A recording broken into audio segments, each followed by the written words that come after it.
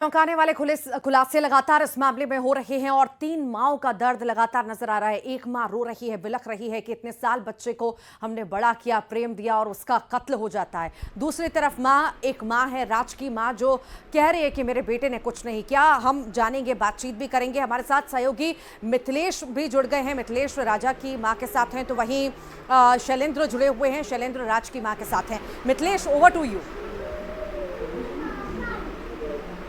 देखिए, इस वक्त मैं राज के घर पे मौजूद हूँ। उनकी माँ मेरे साथ है।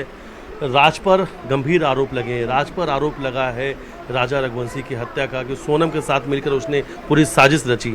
मेरा बेटा कभी ऐसा कर ही नहीं सकता। जब 23 तारीख को बच्चा मेरा घर पे था तो वो हत्या कहाँ से कर सकता है?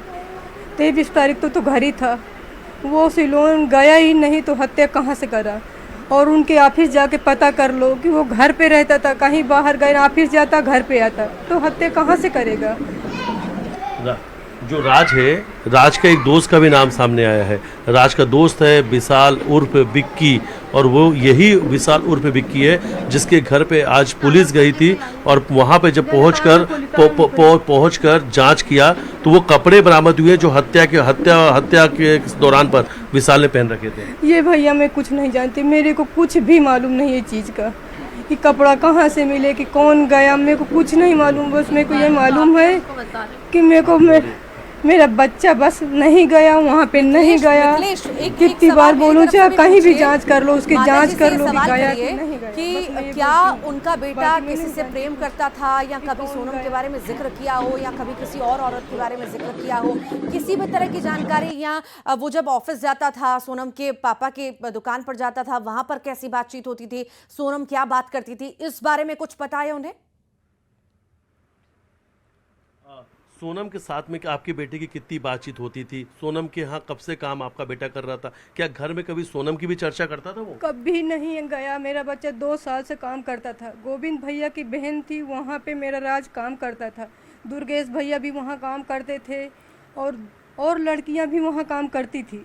तो काम पे जब फ़ोन आता तो गोविंद भैया के पापा को भी फ़ोन आता था, और सोनम का भी फोन आता था। सोनम का भी फोन काम के बारे में आता था कि गाड़ी भरवाना है, जल्दी रात को जगा दो। और लड़कियों को भी फोन आता था, जो काम करती थी उनका भी फोन आता था कि राज सर को जल्दी जगा दो, गाड़ी भरवाना है, गाड़ी वाले भैया आ गए हैं, उनके पापा बुला रहे हैं। आपका बेटा राज सोनम को क्या बोलता था जब फोन में? दीदी बोलता था भैया, हमेशा दीदी बोलता था। भगवान कसम, मैं अपने भगवान की कसम खाती हूँ, हमेशा दीदी बोलता था, कभी कुछ नहीं बोलता था।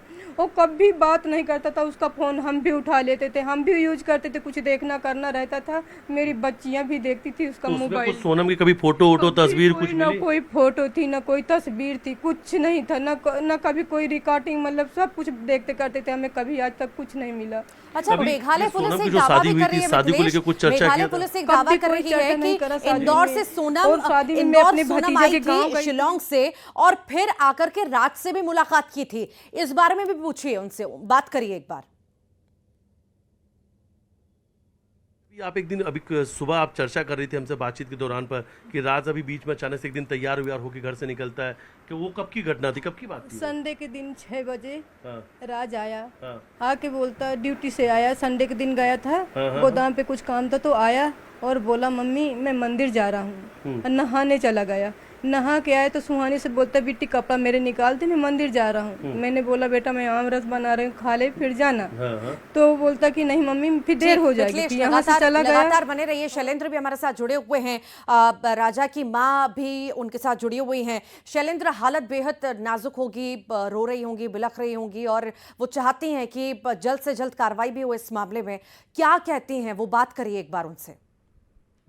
बिल्कुल ऋतु, मैं आपको बता दूं कि राजा की मां जो है वो हमारे साथ मौजूद है, और अब तस्वीरों में देख रहे हो कि राजा की तस्वीर के सामने वो दिन भर यहाँ बैठी रहती हैं और उसकी जो तस्वीर है उसको निहारती रहती है। हम उनसे बात करेंगे। माता जी, बड़े अरमानों से आप बहू लेकर आई थी, क्या कभी सोचा था कि ऐसा हो जाएगा? क्या कभी नहीं सोचा कि ऐसा हो जाएगा। बहुत अरमान थे मेरे, और बहुत अरमान से लेके आई थी, खूब धूमधाम से लेके आई थी मैंने उसको। तो जिस तरीके से खबर ये भी है, शिलोंग पुलिस ने कहा कि राजा के मर्डर करने के बाद वो इंदौर भी आई थी रात से मिलने के। इस बारे में कोई जानकारी आप लोगों को लगी? इस बारे में जानकारी तो नहीं थी, मगर अभी पता चली है कि वो यहाँ पे आई थी, राज ने ना उसको किराए का रूम भी दिलवाया था और रात भर रुक के वापस गई थी वो। लेकिन जो राज की माँ है वो कह रही है कि मेरा बेटा ऐसा नहीं कर सकता, वो सोनम को दीदी बोलता है, आरोप लगाए जा रहे हैं, फंसाया जा रहा है उसको। वो माँ की नज़र से देख रही हैं उसको, इसलिए ऐसा कह रही हैं। कोई भी माँ नहीं चाहती कि मेरा बच्चा ऐसा कर सकता है, मगर बेटा है ना प्यार में अंधा हो जाता है, ये वो उस नज़र से अभी नहीं देख रही उनकी माँ। तो इस घटनाक्रम के बाद जब कल सुबह जब सोनम की गिरफ्तारी हुई उसके बाद क्या सोनम की माँ से आपकी बात हुई, क्या कह रही हैं वो? नहीं, मेरी कोई बात नहीं हुई सोनम की माँ से। उनके परिवार से किसी को कोई कांटेक्ट करने की कोशिश आप लोगों की तरफ से या उनकी तरफ से हुई हो? कोई बात नहीं हुई अभी तो उनकी से कल से। तो पुलिस जिस तरीके से जांच कर रही है उससे आप कितना संतुष्ट हैं और क्या चाहते हैं? मैं इंसाफ चाहती, बस मेरे बेटे के लिए इंसाफ चाहिए मेरे को। तो और भी अगर मैं बात करूं तो जिस तरीके से जब आपने बताया कि जब वो शिलोंग जाने का प्लान राजा का नहीं था, उसी ने सोनम ने प्लान बनाया, क्या कुछ घर में बात हुई थी? क्या पहले बताया था कि कहाँ जाने वाले थे? नहीं, कोई बात नहीं हुई थी। पहले राजा बोल रहा था कि सोनम बोल रही कहीं घूमने चलो, कहीं की प्लानिंग बनाओ, तो उसने बोला अभी तो मैं कहीं नहीं जाना चाहता हूँ। तो फिर सोनम ने टिकट अचानक करवाई, राजा के पास फ़ोन आया कि अब मैंने टिकट करवा ली, अपन को परसों निकलना है। उसकी शायद 18 तारीख को टिकट हो गई होगी और 20 तारीख को लोग निकल गए। दोनों मांगलिक थे, उसके लिए कुछ पूजा भी कराई थी आपने, कुछ ताबीज़ भी बिजासन का पहनाया था, वो भी उतरवा दिया था, ऐसी जानकारी है?